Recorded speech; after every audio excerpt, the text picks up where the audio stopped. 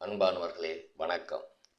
அற்புத நண்பர்களே, உங்களை எல்லாம் சந்தித்து சில நாட்கள் ஆகிவிட்டன. ஆனாலும் தொடர்ந்து நாம் இதை பார்த்து தான் தீர வேண்டும். அன்பு நண்பர்களே, துலா லக்னக்காரர்களின் வாழ்விற்கும் நல்வாழ்த்துக்கள். இன்று நாம் துலா லக்னத்தை பார்க்க இருக்கிறோம். துலா லக்னம், துலா ராசி. துலாத்திற்கு அதிபதி சுக்கிரன்.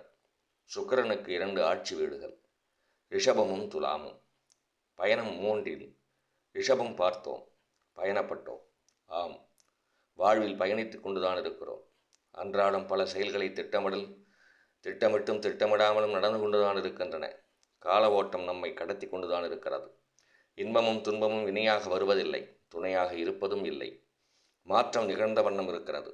பெரிய காற்றில் தீப்பிடித்து எரிந்து சாம்பலாகி போன மரங்கள் அடுத்த மழையில் துளிர்க்க ஆரம்பிக்கின்றன. விழுந்தவன் எழுவதும் எழுந்தவன் விழுவதும் நம் கையில் இல்லை. புரிகிறது. புரிந்தாலும் என்ன செய்வது என்று அறிய முடியவில்லை. அறிய முயற்சி இல்லை. நாம் எங்கிருக்கிறோம் தெரியுமா? பல பேரை கேட்டேன். பூமியில் என்று சில பேரும், பூமியின் மேலே என்று சில பேரும் சொன்னார்கள். ஆம், நாம் பூமி உருண்டையின் மேல்பாகத்தில் இருக்கிறோம் என்பதுதான் உண்மை. எந்த பிடிப்பும் இல்லாமல்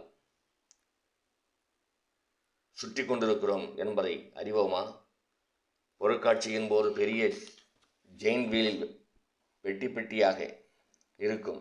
அதில் உட்கார்ந்து கொண்டு வானுக்கும் பூமிக்கும் சுற்றி வரும்போது கைப்பிடிகள் இறுக பிடித்து கொண்டு மனம் முழுவதும் என்ற உணர்வுடன் அனுபவிக்கிறோமே, அதையே இப்படி கற்பனை செய்யுங்கள். அந்த ஜெயிண்ட் வீல் எந்தவித பெட்டி பெட்டியாக இல்லாமல் பந்து போல ஒரே சமபகுதியாக இருந்து பிடிக்க எதுவுமின்றி நாம் நின்று உட்கார்ந்து இருக்க அந்த ஜெயிண்ட் வீல் சுற்றினால், மிக வேகமாக சுற்றினால் எப்படி இருக்கும்?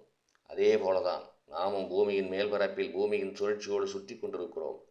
ஆம் அன்பர்களே, 1 மணி நேரத்தில் சுமார் 1676 கிலோமீட்டர் வேகத்தில் மேற்கிலிருந்து கிழக்காக சுற்றி கொண்டிருக்கிறோம். கிழக்கிலிருந்து மேற்காக சுற்றி கொண்டிருக்கிறோம். அந்தரத்தில் அல்லாடும் நாம் அனைத்தும் என் கையில் நின்ற ஆணவம் அல்லாட வைத்து கொண்டுதான் இருக்கிறது. ஆனாலும் அனைத்தும் நம் கையில் இல்லை, கோள்களின் வசத்தில் இருக்கிறது. கிரகங்களின் ஈர்ப்பு விசையில் இருக்கிறது. உடல் தனது மின்காந்த அலைகளுடன் கிரக காந்த அலைகளுடனும் சேர்கின்ற அளவை பொறுத்து அறிவு, உடல், செயல், ஆரோக்கியம் மாறுபாடு அடைகிறது. அப்படி தேவையான மின்காந்த அலைகளை சுலபமாக வீட்டிற்கு முன் நம்மால் வளர்க்கின்ற மரங்களின் பெற முடியும் என்பதை நாம் அறிகிறோமா? அறிந்திருக்கிறோமா? துலா லக்னக்காரர்களே, உங்களின் மரங்கள் எது என்று பார்ப்போமா? மரங்களை நின்று நீர் ஊற்றி மரணமின்றி மரணத்தை வெல்வோமா? அதை செய்வதற்கு நாம் தயாராகத்தான் இருக்கிறோம். ஆனால் வழிதான் தெரியவில்லை என்று பல பேர் என்னிடம் சொல்லியிருக்கிறார்கள். இதோ அதற்கான வழியை உங்களுக்கு நான் காட்ட இருக்கிறேன். பிடித்து கொள்ளுங்கள், முயற்சி செய்யுங்கள். மருது, புளி, மஞ்சள் கொல்லை, கொமுக்கட்டை, மந்தாரை, விளாமரம். மறுபடியும் சொல்லுகிறேன். மருது, புளி, மஞ்சள் கொல்லை, மஞ்சள் கொன்றை, கொமுக்கட்டை, மந்தரை, விளாமரம். ரிஷபலகனத்திற்கும் சுக்கிரனே, துலாத்திற்கும் சுக்கிரனே. ஆனால் பாகை வேறுபாடு காரணமாக அதன் காந்த ஈர்ப்பு விசை மாறுபடுகிறது. அப்படி மாறுபடுவதால் அந்த ஈர்ப்பு சக்தியை பெற்றுத்தரும் மரங்களின் தன்மையும் வேறுபடுகிறது. துலாம் 181 பாகையிலிருந்து 210 பாகை வரை இருக்கும். சுக்கிரனின் வெப்பநிலை 462 டிகிரி சென்டிகிரேட். சுக்கிரனை சுற்றி வெளிர் நிற மேக போர்வை இருக்கிறது. மலைகளும் உலோகத் துகள்களும் உண்டு.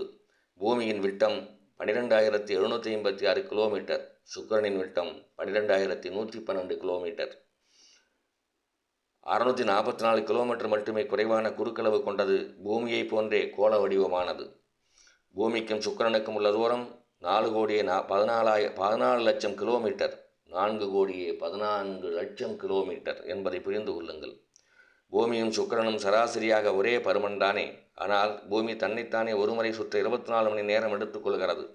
சுக்கிரன் தன்னைத்தானே ஒருமுறை சுற்ற 244 நாட்கள் எடுத்துக்கொள்கிறது.